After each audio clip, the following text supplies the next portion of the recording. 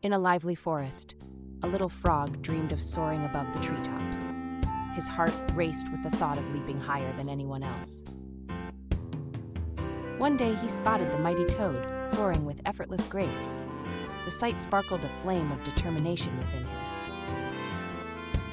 Full of ambition, he took a deep breath, ready to jump. Up he went, aiming for the sky. Thud! A muddy splash erupted. His friends erupted in giggles, their laughter echoing in the air.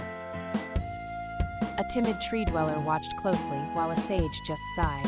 "Be careful, young one," came the wise voice. Unfazed, he practiced daily, counting each leap. Exhaustion wrapped around him, but he pressed on. One day he stumbled upon a secret, a hidden springboard. His heart leapt with possibilities. With newfound energy, he steadied himself. This was his chance to rise. Launching himself, he flew up, and away. Breathless excitement gripped the hearts of all below.